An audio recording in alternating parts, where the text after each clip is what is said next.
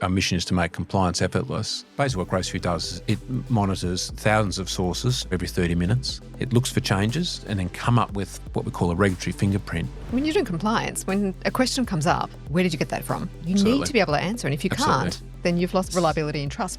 In compliance, the data has to be right. If you miss anything in the data, this can't be the single source of truth. The competition has changed. It used to be just other lawyers. Now the competition is our clients using GPT. Oh, yes.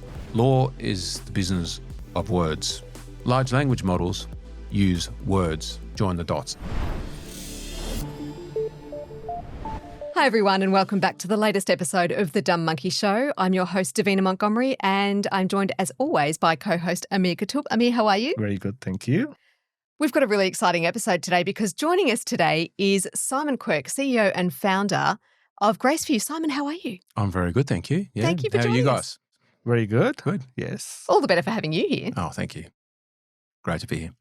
So Simon, you've had a really interesting journey from lawyer to tech entrepreneur. Yep. Talk us through a little bit about what's brought you here. What have you learned so far? What have I learned? So I'll tell you how I kind of got here. It was like a lot of steps. So I started out as a transactional lawyer in sort of large, now global firms, working 6 or 7 days a week. And it was at a time in my life when I had that time and quite enjoyed it, learned a lot. But I worked out pretty early that I didn't want to be in private practice. I just felt like that there was a sort of a sameness to it. And that's no secret. A lot of lawyers don't last in private practice.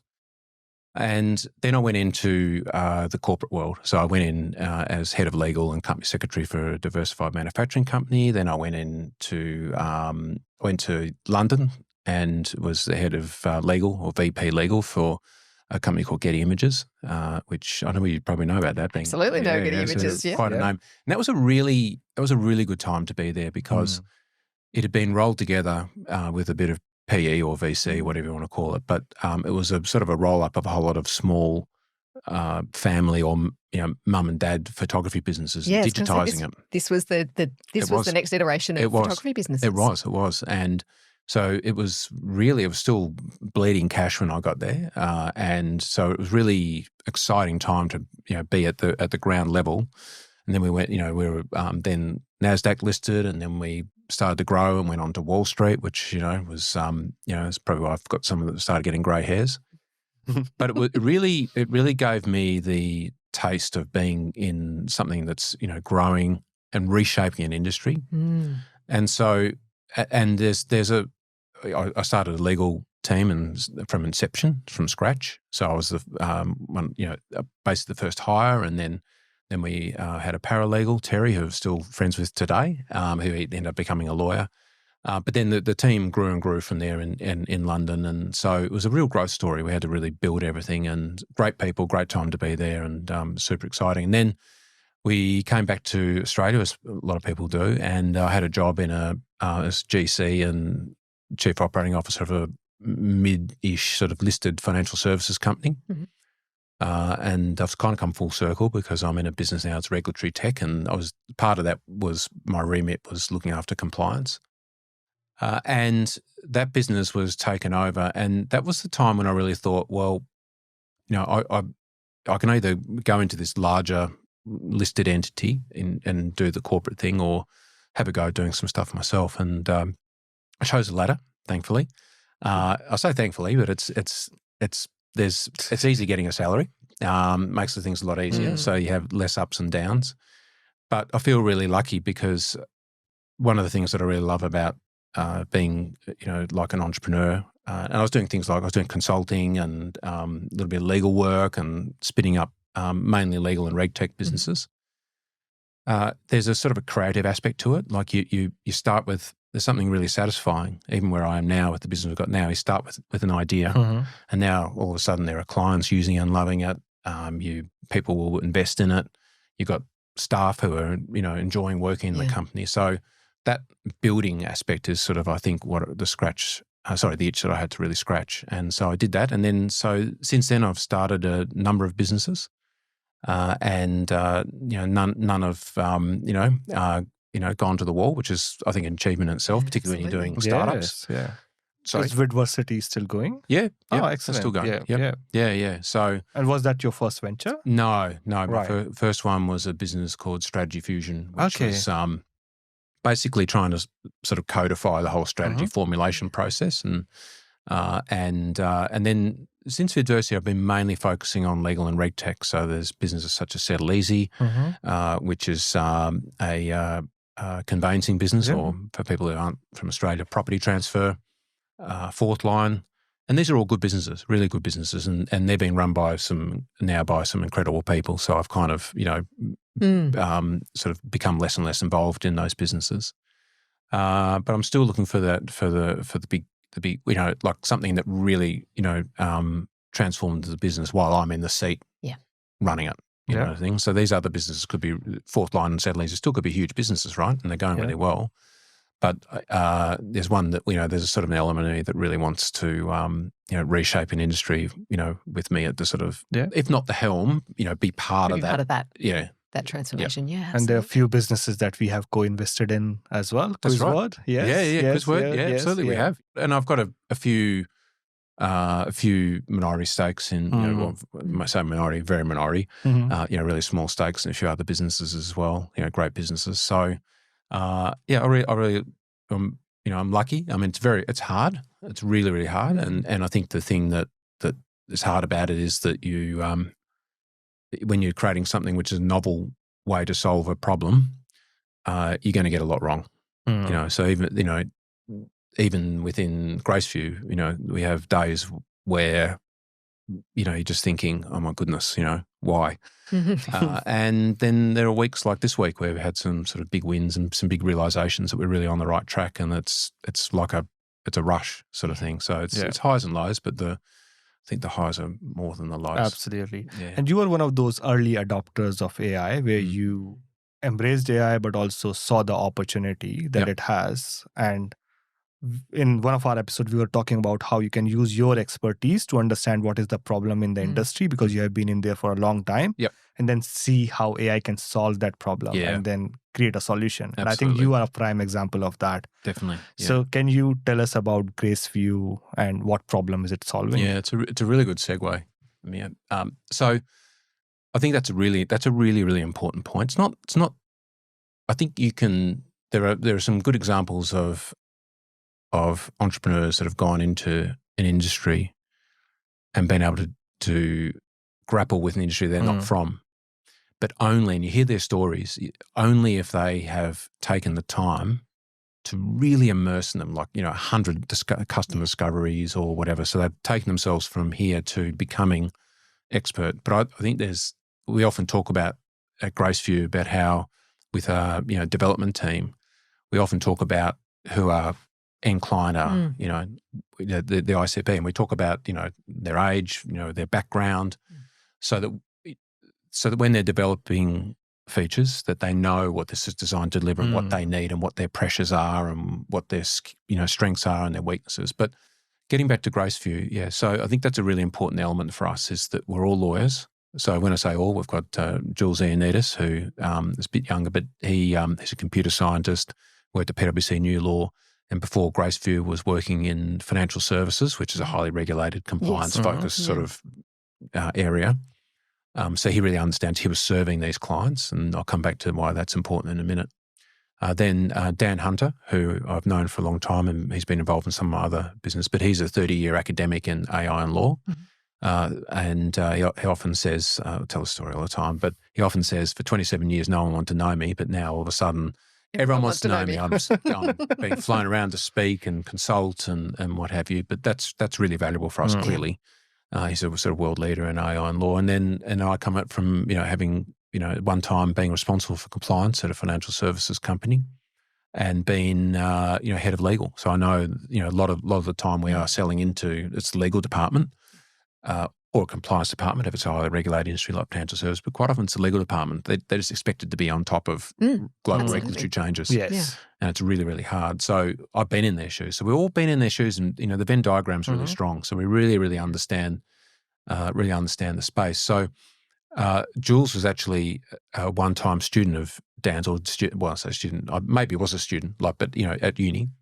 Dan identified Jules as really high potential. And then, when Jules was working maybe 4 years ago, we got together, had a drink, and we were looking at what area we could sort of focus on. And we had this idea that we wanted to have a mission of making compliance effortless. Now that's a really lofty ambition because you're never going to get there. No. But it was one that we sort of felt quite motivated by. And then we sort of looked at all the areas within compliance where people find it a headache. And Jules was talking about the fact that his clients rely on law firms to keep them up to date with or they pay them, and it's very manual and they're frustrated. So we then decided we would explore and focus on keeping on top of regulatory change, the area that we're going to make effortless, within compliance. And that's where we started. And it's a great area for AI because you do have so many of that. I mean, it's huge amounts of information that needs to be absorbed. It needs to then be distilled. It needs to be communicated back. Right. And it's changing all the time. So being able to go through and find those regulatory changes, realize what that means for that business or that client, and then be able to point them in that direction, but to be able to source it correctly as well. I mean, it's such a fraught field, isn't it? You've hit on a really good point. I'm going to just stop there for a minute because that's been a really important realization for us, is that having a team of lawyers who understand the way regulations work, the way that they're issued and the way regulators work, and then to bring in through our network other incredible, what we now call legal engineers. That's a thing now, right? But they're people who, map legal processes and put them into either technology or AI. What we've realized is that the work that we've done over the last 4 years, which has been absolutely painstaking in terms of mapping, we now have thousands of sources. Eventually, we're going to have tens of thousands of sources around the world of regulatory, what we call pulses. There might be discussions, but then there's the obvious ones like legislation's issued, or there's an enforcement action, or a regulator says we're cracking down on this or whatever. But it all comes to being regulatory intelligence. And then working with some of our clients, some of the leading, law firms in the world, and, understanding how they see it. And so we've brought all that together, and we call our sort of, regulatory graph, this worldwide regulatory graph is all of a sudden become like a major trump card for us. And that's because everything we do, as you say, like basically what Graceview does is that it monitors thousands of sources, soon to be tens of thousands of sources around the world every 30 minutes. It looks for changes. So whether that be a change in a static page that's been updated, or a newsroom from a regulator or commentators or whatever it might be. So there's primary and secondary sources. But getting that sorted in a way that people can come in and, they say, I'm in this industry, I'm in these jurisdictions, and then come up with like what we call a regulatory fingerprint. It's been so hard. It's been so hard, and that just sounds like an enormous task. It's an enormous task. Yeah, it's massive, and I say so hard. It hasn't been. It's been sort of. You've watched Jules people and do my really team. hard things. Yeah, absolutely, and it's been incredibly hard. But that's a big lesson: is that if you solve a really really hard problem, there's value in that. Absolutely. Yeah. But the point is that what happens with Graceview is that a customer or a client will come in and they'll say, we're in these areas, we want to cover these areas. And then we select from these thousands of sources, just the sources that they need. So, and this is really critical. So there's gap-free coverage, not one single gap in coverage, but no noise, right? Yeah. So that it's dialed down to the source level, what they need. And soon we're going to be automating that process so they can just talk to the platform effectively, and it'll bring, it's like an a la carte sort of menu. So the value, and there's also a lot of difficulty in actually getting these sources working, because some of these websites that are 20 years old, or some of them it's just emails that go out and you've got to open the email and extract it. Yeah. So there's a quality aspect to it, because in compliance, it has to be right. Yeah. The data has to be right. If you miss anything in the data, then this can't be the single source of truth, right? So we also have a team that gets alerted when a source isn't extracting properly. So every 30 minutes there's alerts going. So for quality assurance, that's a massive task. Yeah. It's a massive task. And the way we've approached it, at some points we thought, have we just, have we gone down the wrong path? But, recently it's become sort of really apparent with the way that people are getting really poor results from large language models because they just search the web. They do search the web and they also hallucinate. They hallucinate. But so even before you get there, and this is really critical, right? You can pull an actual source and it can still be wrong. It can be wrong, or they miss it, or it changes, right? So because it's just doing search, and you might have heard this week as well. This is why we had a pretty good week. The way that Google's starting to throttle now how many sources the large language model searches will bring up. That's right. So you're relying on, instead of having what we call, that's opportunistic search. There's maybe it's a term that's out there, but I'm saying we own it. But so there's opportunistic search, right, where the large language models will go out and they'll get 10. What if the 10 is different from last time? Yes. So you don't get the straight line audit, or it changes, or the sources it selects changes, right, and so you just don't get that consistency. Yep. Whereas what we do, we're determinative search, right? So we determine the sources that you will cover or you need to cover for gap-free, no noise coverage. And we make sure that every 30 minutes, when there is a change, you'll be alerted every 30 minutes when something's coming through. So it's almost real time. And it means that that's auditable. You can, you've got these lines running, right? And ordering it in that way is absolutely critical. Because when you're doing compliance, when a question comes up, where did you get that from? Tell me about that. You need to be able to answer. And if you can't, then you've lost. I mean, we've talked a bit about reliability and trust, but in the space of compliance, that's make or break. There's no opportunity to fail there. In the last episode, we were talking about what happened with Deloitte. And and there's countless examples. I mean, the legal profession has had plenty of them. A lot of them. A lot of them. Yeah. So like from a dumb monkey's perspective, which is my perspective, so you're saying that it's different from ChatGPT, which is, first of all, that ChatGPT is trained on previous data. It has got some search capabilities, but it's just going out on the web and searching randomly. Right. Yeah. Yep. Then you've got things like Perplexity, which are doing the search, but they are still searching randomly. Yep. Whereas yours is an intentional search. Yes. And it's an ordered search as well. Yeah. So it's search, but it's searching on a database that we're building. Yeah. And we get stronger all the time, right? And it's not real-time search as well. Like you are doing the search. You're doing that near real time because it's so we're monitoring the sources every 30 minutes.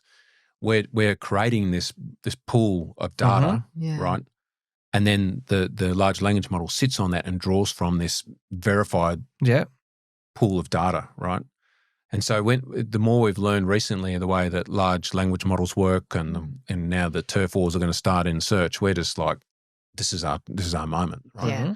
And it all comes down to the fact that we worked really, really super hard on trying to crack this nut of what's called in compliance horizon scanning. Scanning so you can see over the horizon is the term. So we're talking. I can't mention names, but we're talking to a very innovative, progressive government, and they're going to use almost certainly just at the last stage they're going to use Graceview for their worldwide monitoring of developments that they're going to then use that data to inform and then use AI to draft their own regulations.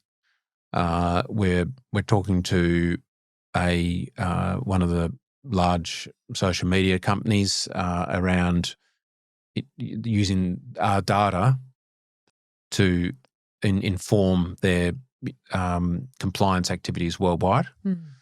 And the interesting thing is that we always knew that we would have to get this right, but all of a sudden, the workflows we build on top, which are very, very good. We've got some incredible product designers. We're becoming genuinely sort of more of a we're calling it. We're still trying to work out what we're going to call ourselves because it's all just sort of come together in the last couple of weeks. Yeah. These aha moments, series of them. And so are we the regulatory search engine, as the foundational for compliance? I think probably that's where we're going to head. Sorry, I was going to say we're a long way ahead, right? We're a long way down this path, and we've got a lot of data, and it's growing with every customer that uses us, and we get to work out what they're using and what they need. It's building up this corpus of regulatory intelligence. And you're not something which we define as wrapper apps. You're not something which you can just use ChatGPT APIs to create, because you are the one that's actually collecting that data. That's right. And there's IP in the data itself, IP in the mechanism on how you are doing it, which means something like ChatGPT or Claude cannot develop. It's not readily disruptible. It's not. You it's can't not. replicate Yes. it. Yeah, they'll be very good if they were using our data. Yeah. Yes. But you're not going to give them your data. So. No. Well, depends. Depends. If they want to pay for it. Yes. Yeah. It is really interesting though, because I think what I'm hearing from you, Simon, is really, I think, what the future of AI in Australia is. And we are not going to be able to compete with the OpenAI, with Google, with a whole lot of other of the big developers. Foundational models. Yeah, absolutely. But what we can do is be really good in niche areas that require detail and focus and customized solutions that can be trusted. And everything that you're saying here is bringing that. And I think that's part of the way that Australians have really made a big difference in the corporate world has been very much on going, we're going to be really good at this piece. We're not going to try and boil the ocean here. We're just going to be really good at this piece and figure it out. And that drive to innovate in the best way in that space rather than in all spaces, I think is what's going to make it. Yeah, I think that is a learning potential. Because, as I mentioned before, when we sat down and said our mission is to make compliance effortless, we could have gone very horizontal. Yeah, it's a big ocean. Yeah, that's right. That's right. Yeah. But going deep and obsessing over this problem. I mean, even on Saturday night or Saturday, so maybe even Saturday night, Jules had spent Friday night up with our CTO, just thinking about how actually big this problem is. And at the moment, we can cover a lot of areas around the globe with our 6,000-7,000 sources, but we're looking to actually redefine what actually is possible in terms of the coverage, because people sort of stay in this area that we can go much wider, and so it's one of those things that we've thought very, very deeply about, and sometimes we thought, have we gone too deep? Because we have spent a lot of time and money on it. And the answer is no. Focusing on one problem and solving it has to be a valuable problem. Yes. And we knew that was. And focusing on one problem and solving it really, really, really well, I think is a key. The other one, you talked about GPT wrappers. One of the things that this realization over the last few months, and sort of seeing it being played back to us by governments and global household names, is that we now know, and then hearing from Google, we're going from when the large language model search, they go from 100 now, they only give 10 sources. Yes. That's music to our ears, because that's the opposite of what we are, right? And so the point about that is that if you're doing something that an OpenAI can do, I think you're in strife. Yes. And maybe not now. Yeah. Maybe not tomorrow, maybe in 5 years. But just this week, OpenAI released DocuGPT. Did you see that? Yeah. I saw that, yes. Yeah. Now, they're only dipping their toe in the water. Yeah.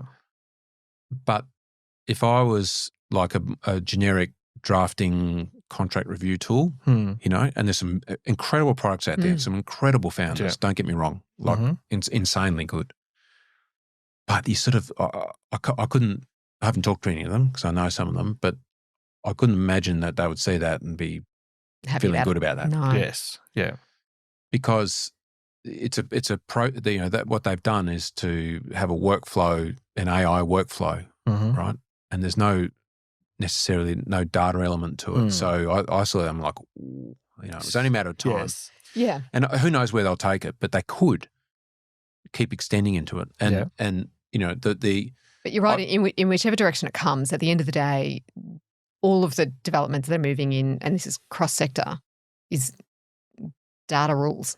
It does. Yeah. So whoever owns the data rules. I mean, that's why Google have made that change in the first place. Is that they're sick and tired of handing over their data to large language models. You're so right. This is the pushback. You're so right. They're saying, hey, this is ours. And so we're going to have to see a turf war because... But I think we need to, what companies like yours are doing is changing the way that we think about data, what data is and what it means, because I think there is that tendency for people to hear data and think that means, well, what am I putting online? No, that's that. I mean, sure, that's data, but the data pool is a lot bigger than that. And a lot of that data is tacit knowledge. It's expertise of understanding in a field. It's understanding, looking over the horizons. Yeah. And that's a very human way that innovators and change makers think. But that all comes with pools of data. So knowing what those pools of data are, learn about them, become experts in them. And the reason I love your startup is because, first of all, I hate compliance. But on the other hand, I know how important it is. Yeah. So I call them as, in my book, I've referred to them as robots, repeated, obligatory, boring operational tasks. These are things that you have to do, but no one likes doing it. No one likes doing compliance. No. There might be some people that that might like doing compliance. There are, Yes, That's not me. And that's such an important thing for an organization. And they spend a huge amount of resources doing that. But by taking that problem, and it's such a widespread issue as well. But it's also not easy. It's not an easy data pool to access either. That's the thing. I mean, having the right compliance, the right regulation, the right change, what's happening next. That's not an easy thing to find. You can't just pop that into Google and hope that you're going to get the right result. No, that's exactly right. And a lot of our leads that we're talking to now are pure inbounds, and we will. But we haven't done any real marketing, right? We've been building and just dealing with the customers that we've got. But we've got some blue chip inbounds, and they're looking for this. They've gone to PwC. They've said, well, that's going to, or whoever, that's going to cost millions to do, and then they've tried to do it with a patchwork quilt of newsletters, and it's expensive, but there's a sort of a stress about it because you've got to kind of piece it all together yourself, and then you also don't know whether if even doing all that, whether you're going to miss something. Yeah.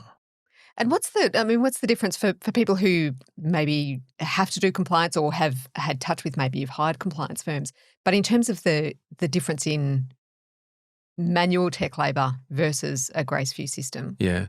So what we do, we're very specialised, right? So what we do, we give people regulatory intelligence as to what's coming, right? So compliance is being compliant at a point in time. Yep. And it's about staying compliant. So we help people to stay compliant. So typically large corporates or governments, but that's not about them staying compliant. It's about them being aware of what's going on worldwide. But it's about saying, okay, we're compliant now, like we think, but where a lot of issues arise for businesses is going out of compliance. So particularly because a lot of these businesses will operate worldwide, but they only have their legal team situated in a London, a Dublin, or wherever. Yeah. So how do you plan for compliance change if you don't know what's coming? Yeah. So and then what sort of investment are you making without that knowledge? That's right. Yeah. So you'll have the snag will come up in Germany or Slovenia. We were speaking not so long ago with a business that owns a lot of food brands that you would know. It's a British company. And they sent a huge shipment of water in plastic bottles to somewhere in Central Asia. And they didn't realise that the regulations had changed around the packaging. Otherwise I wouldn't have sent them. They sent them all there, these containers full, plus other food contained in the containers, which is perishable. And the containers, they weren't even allowed to unload the perishable stuff. All got sent back, everything ruined, and there's containers of stuff because they didn't know this simple compliance change. Yeah, compliance change because they're a legal team in just outside London. Yeah. Right?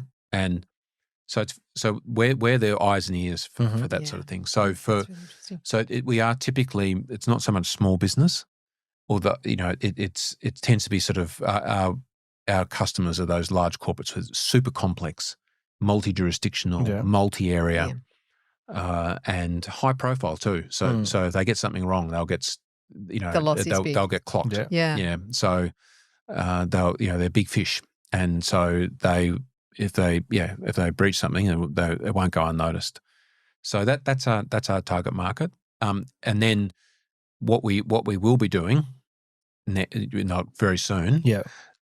Well, actually, at the end of the month, is then being able to look at, you've got your regulatory data set, if you like, of upcoming changes, and then you'll be able to sort of talk with that data set. This is where the large language models draw on our data set and say, well, for this policy, is there anything that needs to change? Right. So now we're starting to get now into actions, and then soon to be agentic actions or agent actions. The agentic AI. And so what we want to do, everything sits on this data set as how you stay in compliance, and then we're then going to be moving into how your obligations and control are going to need to change. So it'll help to do the planning for you, because that's a big thing. So a lot of these larger listed corporates will have oodles of controls that are designed to be able to be audited, so you're in compliance, and you can report to shareholders and say, yes, we're doing the right thing.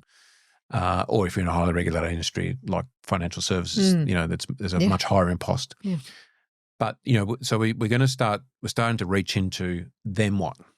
So there's a change coming. So what? That's where we are now, and that's where we're extending into, so that you can say these policies need to change, these obligations and controls need to change, and then even start to do to draft the changes for you. So we want to get to a point. This is where we started and talk about making compliance effortless, moving up this chain, is where the grunt work is taken out, because there will be people who do and maybe there might be a shifting of roles and everything, who do like to check boxes and things. That's Which you're still going to need them anyway. I mean, you're still going to need them to check the AI. They're going to need to run these agents. You absolutely are, but it's going to do a lot of the heavy lifting for you to get to that point. And we sort of see a world where compliance and legal teams that Graceview's just spitting out. We've reviewed all your reaches into their contract lifecycle management buckets, their policies and everything, and it will see things coming and will say, hey, this is coming up, this needs to change, and we've drafted it for you. What do you think? And they just settle it, and then it gets done, sort of thing. So you can see how we're moving up the chain. So it sounds like that opens up a space. I mean, we talk a lot about what AI does in terms of the release of creativity for people and the what next questions that come when you're getting rid of those repeatable tasks. When you talked a little bit about, stretching into the space of governments are now paying attention to these data sets and then what is possible on the back of them. I wonder at what point that opens up a space where the questions start to come in of, well, is our compliance and regulations right? Do we need to start looking at our policies?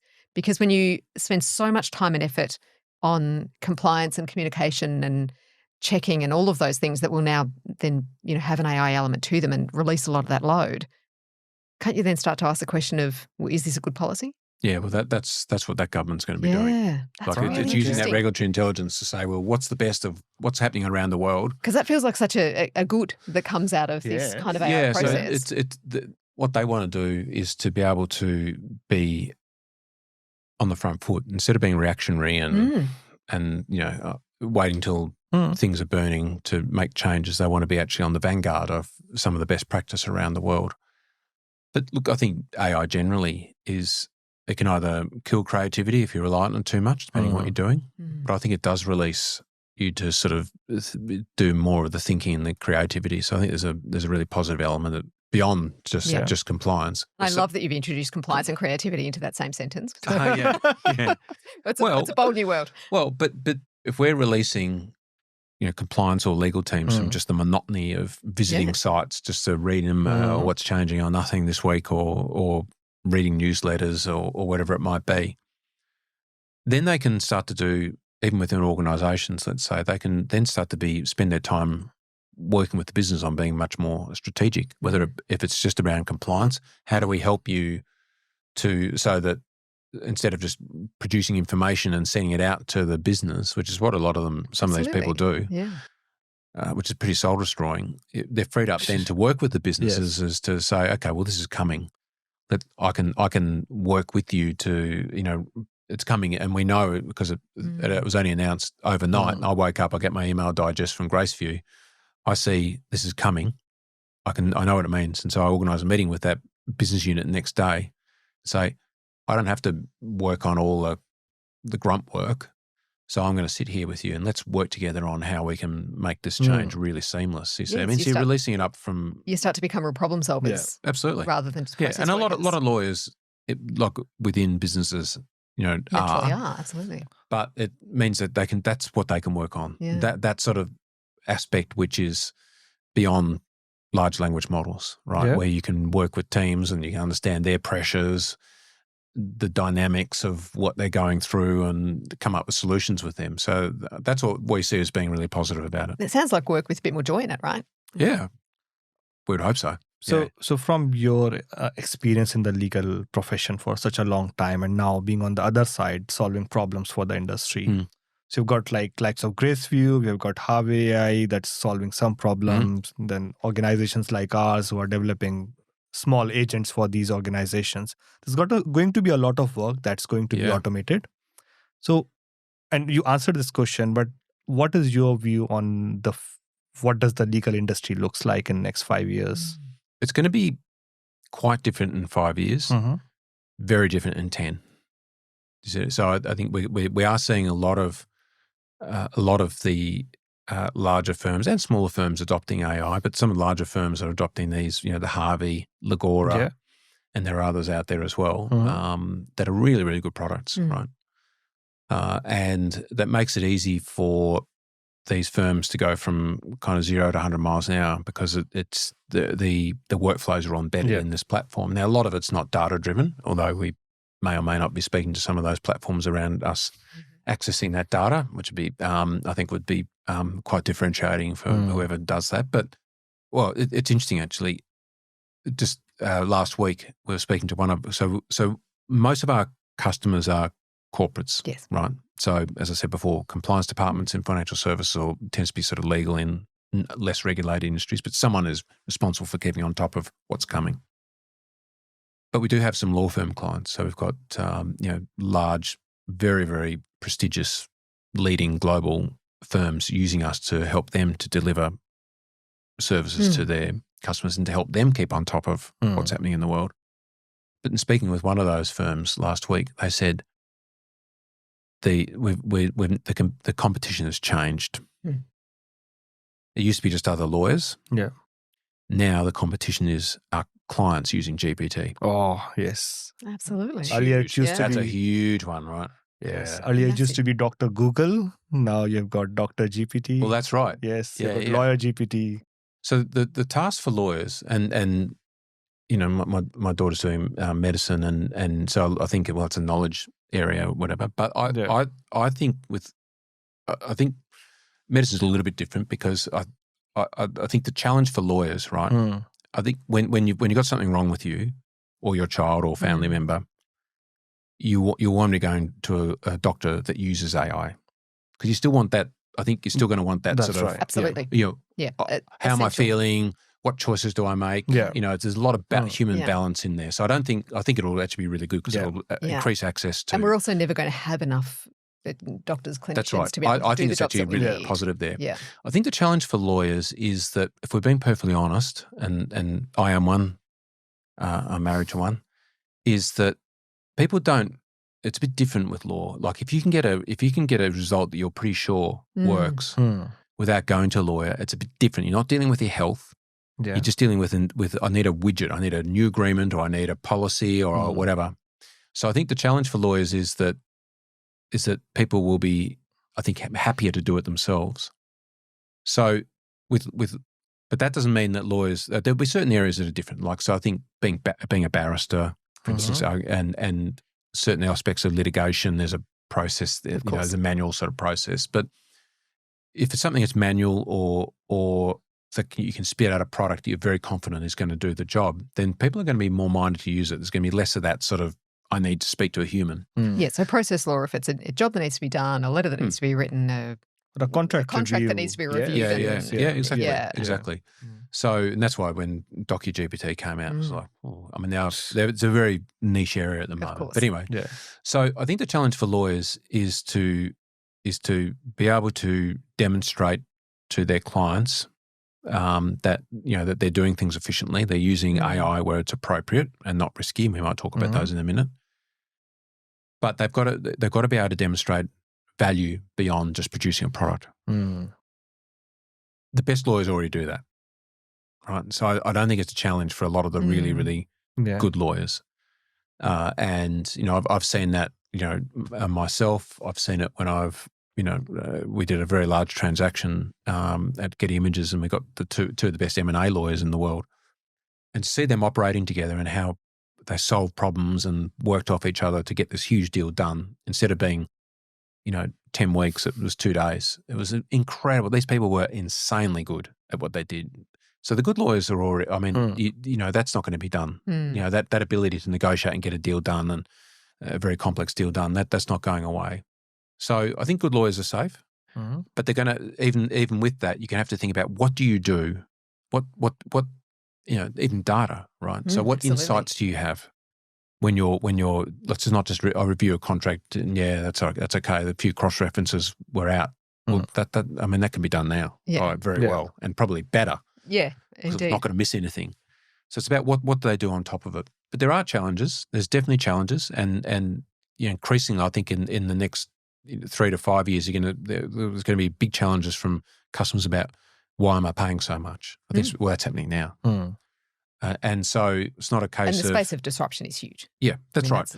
And my co-founder, Dan Hunter, who's a legal academic, says, law is the business of words. Large language models use words. Join the dots. So it is an obvious place for disruption, and I think it is going to come. But I still feel that I feel optimistic that, again, similarly with the compliance managers and the people in charge of keeping on top of regulatory change, I'm hoping that they'll adopt it smartly and in a risk-free way or less risk minimised way, and free them up to do more thinking and working with their clients on solutions. So I think that's where lawyers have got to go, and I think that's a positive thing for them. Certainly a positive thing for clients, but it's an interesting time. I mean, if you were starting law now, there's still going to be a legal profession. Of course there will. Yeah, but it's not the same thing. It won't be the same. When I started law, in 10 years is what it was. Well, that's right. When I started law, I want to say where the technology. I won't date myself by saying what technology we were using or not using then, but we might have been looking at microfiche and all this stuff, but in the library. But I knew that I could. When I started my law degree to the end of it, and when I went for my job and whatever, it would look exactly the same. I don't think we can say that now. No, I don't think we really know. I mean, I wouldn't want to make too many bold predictions, but I think it's going to change things. Some of that change won't be easy. But I think ultimately for everyone, both clients and the legal industry, I think the changes will be positive. What are the big risks, do you think, Simon? Oh, we've talked about hallucinations and relying on them. Over relying on AI, like the Deloitte. Huge risk. Yeah. It's very seductive to do it. It's so hard. I mean, if you think about it, like and I don't want to bash Deloitte because there's plenty of others that have done it. But they're one example of they put themselves in the news, and it's going to be everywhere. Really, that's a really good example. I think it's. I find it's very, very seductive to just to get it to do the thinking, because it's very good at convincing you that that the answer is fully thought out. I use AI a lot for thinking, just bouncing off.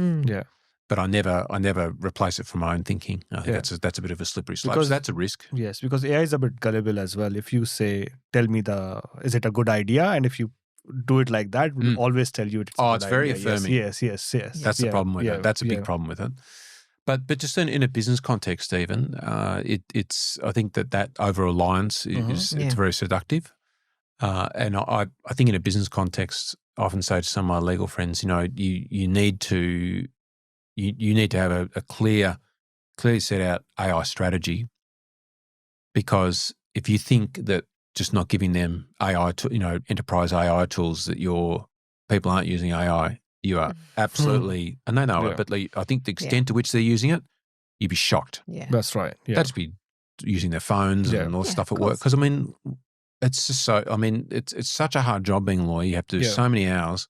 If you can take a shortcut using a large language model, you will. Yeah. But you've got no control over it. So that's a risk, I think, for the legal industry. Which sounds like not asking the right questions as well. That's right. So is it that you shouldn't be using large language models, or is it that you should be teaching your people how to use them in the right way? I think training them to much the latter. Yeah, because they are going to use it. If you ban it, they are going to use it. Absolutely. And also, you cannot just stop it with a policy or a strategy document. You need to train people. People are great at finding a workaround. Yes, so path of least resistance. Like technology is like water. It's going to go in the easiest possible way. Yes, yeah.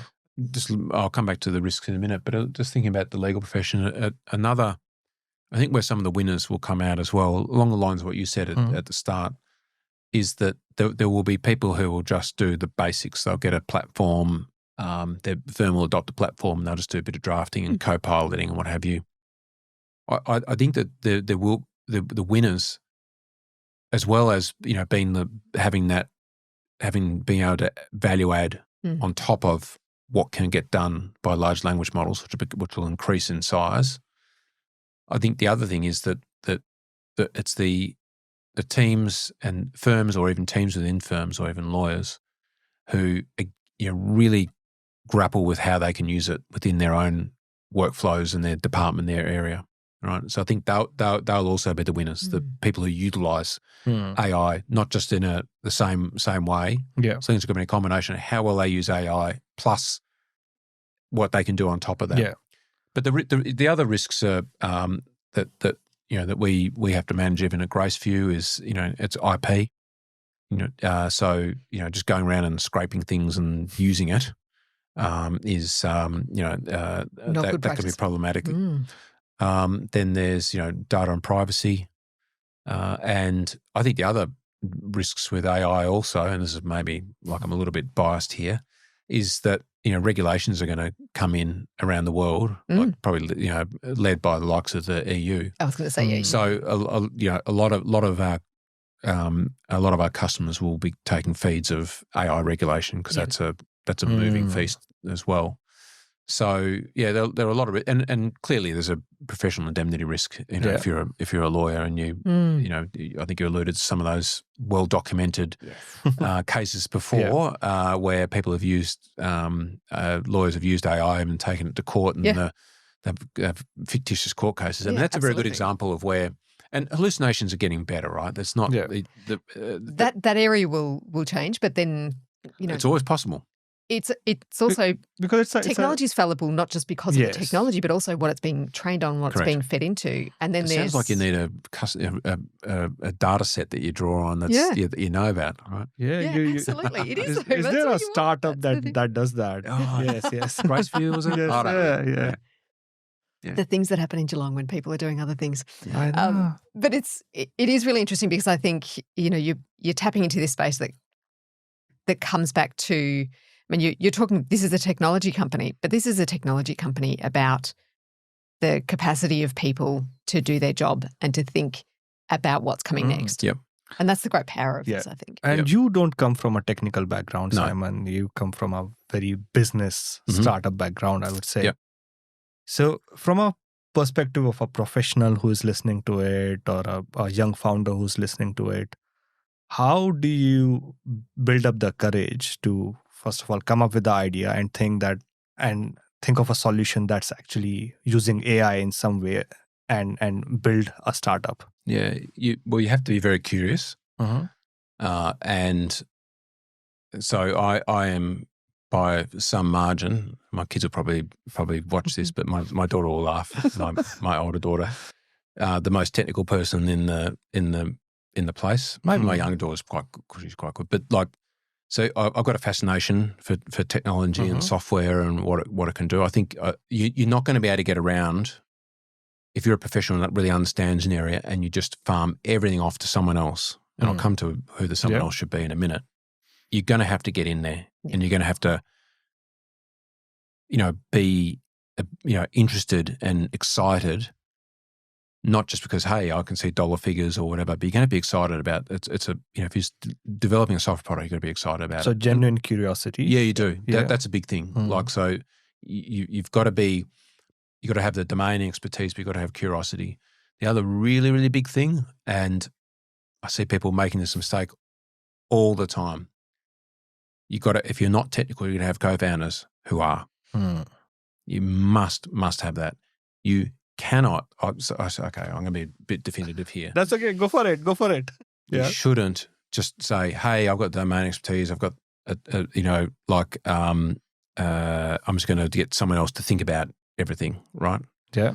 You definitely should have outsourced teams that you use and what have you, but you need someone to do the be in the trenches thinking about it with you, right? Yeah. So it doesn't mean you have to have all your development in-house, and, most teams don't, right? Once they get to a certain size. But you just need to have someone, a co-conspirator, right, who understands the technical side. Yeah. So that when you're designing something, you've got the full circle. Does that make sense? Yeah. So I talk about the concept of having a hipster, a hacker, and a hustler. So like a CEO, a tech person, and someone who can sell. That's it. Yeah. Yeah, that's right. Yeah, I think that's right. You need that balance. And I was speaking to someone just this week who, I counseled. Yeah. That I'm just going to get some people to do it. But and you can have people who are, who are developing something extremely well. But you got to know what they're actually developing really well is the right thing. Yeah. But I like it. Yeah. Yeah, because we have developed a lot of product for startups over the years. And the ones that we have seen becoming successful are the ones who had a CTO in place. That's right. Exactly. And someone from the core founding team. Yep. You can actually have an outsourced CTO for some time or some stage, but you really need that person in your team. Yeah. It's Jules. We spent like an hour on Slack with just looking at some of the sketches he did with CTO Ming on Friday night.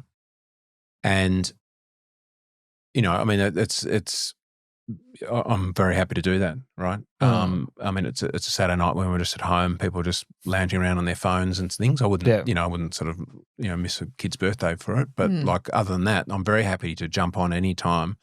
And I'm excited by it for a start.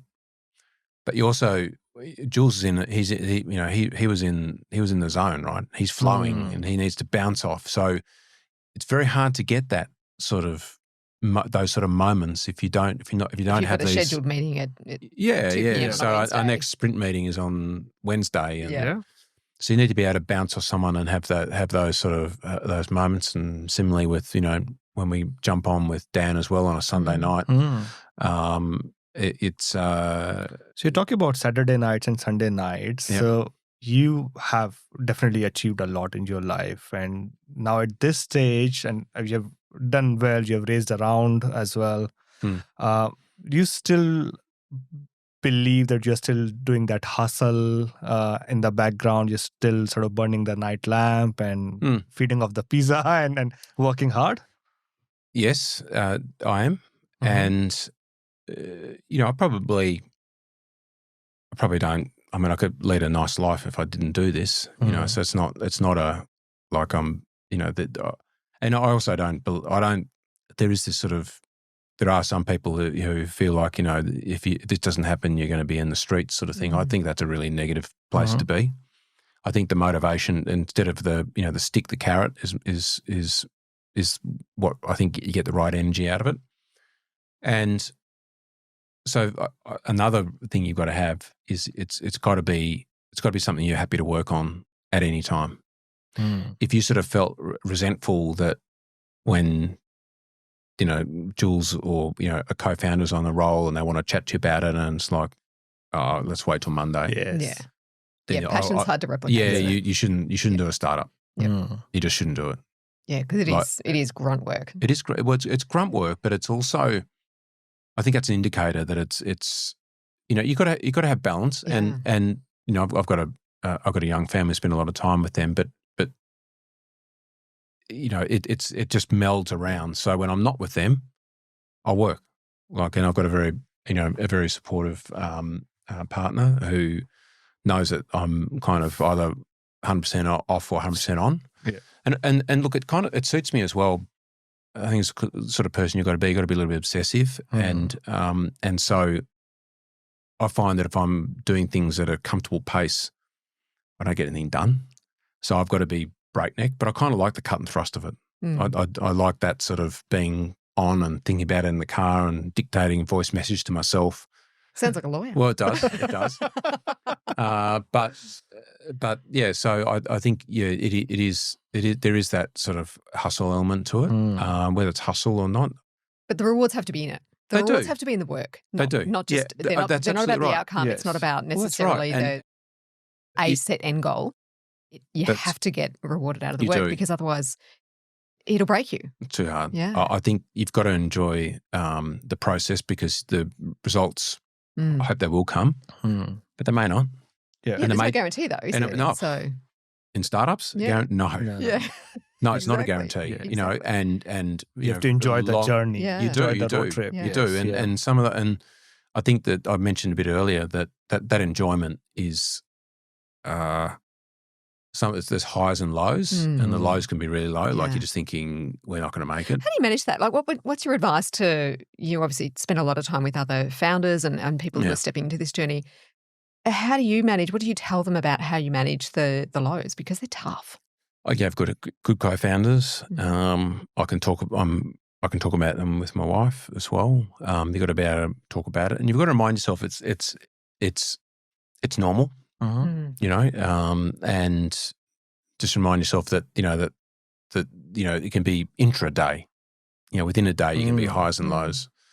But there's times where you just get off a call even with the co-founders and you go, you say to each other, boy, we're in a tough spot. And then, but you just got to keep going because you know that things will come if you just keep pushing. So you need to get really comfortable with uncertainty, don't you? Oh yeah. Yeah. And the good thing with Simon is you have those co-founders. Like I have in most of my ventures have run solo. And sometimes when there are these lows, it's just you. Yes. Yeah. And I am not a person who would generally share news as well. So I would talk about, I'll talk it with my partner, my wife, but very difficult to share it with friends or people, like even your family, because they don't get it. Like it's a very... No, it is hard. No, yeah, that's it is right. hard. Yes, none of my friends, particularly because of my age, none of them are at all technical. Yeah. Like I've got mechanical engineer friends and stuff, but from a software technology point of view, none of them understand it, and they all think. And they have not followed they are not in your shoes as well, so they can't understand the pressure that it has. I think that some of them sort of think, oh, you're, sometimes they say, oh, you're a wealthy entrepreneur. It's like, right. Those two words don't only sometimes go together. Yeah. There's not a huge amount of people that fit that mold. Yes, even if you have wealth, even if the money is coming through, then there are all other different problems in the business all the time. You're sort of fixing one thing, then fixing another one. And so you reach to a position where you don't get affected by a lot of smaller things, but it's when a whole lot of things start to pile up. Yeah. And that's when it starts to really affect you. And the pressure hits. Yes. And I think that's where the more you stay in this path, the more you have spent the time, your experience actually tells you that's going to get better somehow. I think that's it. That is it. Yeah. I think I enjoy sort of doing hard things, My daughter's started rowing and she's really enjoying it. It's got to get something like that, which is really hard. It's got to get under your skin because there's so much time, so much pain involved. If you don't enjoy the process, even the hard stuff, then you shouldn't be doing it. It's not. There's plenty of sports like that, but it is. And I think it's the same thing. You've got to enjoy the hard stuff as well, and you've also got to really celebrate the wins. You've got even the little ones. It's really good advice, isn't it? That's there's a little bit of secret sauce in that. Like it's something that often gets missed. Is even the little things. And there's a bit of an Australian cultural kickback of sort of saying you're not supposed to sit there and celebrate them, but you have to. Yeah, you do. That's a good advice. I'm really bad at it. Bad at sitting back and celebrating the wins. I'm not as good as I should be. Although not false wins, but where we we've had some product breakthroughs and some things have moved in our favour. Yeah. Like I said, with the change of gyrations in search and things like that. It's just made us more valuable overnight. Maybe not in terms of enterprise value, or maybe it does, but our value proposition. Yeah. And it's good to have those conversations and go, we stuck this out. And not that we saw necessarily where this was going, but we knew that this was a hard problem, and no one was really grappled with it on a global basis. And so we need to recognise that that's those years of hard work have kind of allowed us to be in it. It's put us in a position where we can do something really great now. It's got a long way to go, a long way to go. We're just at the start, and so it's going to be a sort of a long journey. But we've it's really the last 2 or 3. And you think about it, we've been going for 3 years. We're sort of a year and a half post funding, and it's only really now, I think, where we sort of feel like, okay, we've really got something. Yeah. Up until then it was just we're getting good revenue coming in, but this is something that's scalable, that's really, really going to change the game. And I think the wins that we've had recently, in terms of what we're celebrating, is we're really, really onto something, which could be foundational for the industry. Yeah, it's a fascinating time. It's a great story. Thank you so much for coming in and, it's my pleasure. And sharing this with us, Simon. Yeah. It's fascinating to see, the legal profession is a great example of where there is going to be a huge amount of change in a relatively short period of time. Yep. And it's, these sort of stories, understanding what comes underneath the wins and the opportunities, I think is really valuable knowledge, because we're talking about law, but it spreads across the board, doesn't it? Yeah, it does. So take care of your data. Pay attention. We will. It's our baby. Yeah. Well, we're going to watch with interest, but thank you again for joining us. My pleasure. And sharing your story. Yeah, thank you. Thank you again for joining us on the Dumb Monkey Show. We've had a fantastic afternoon speaking to Simon Quirke from Graceview. We've learned an awful lot about how AI is starting to shape some differences in the legal profession, and given us a lot to think about how Australian AI can make a difference in the world. So thank you for joining us, and please come and join us for our next episode.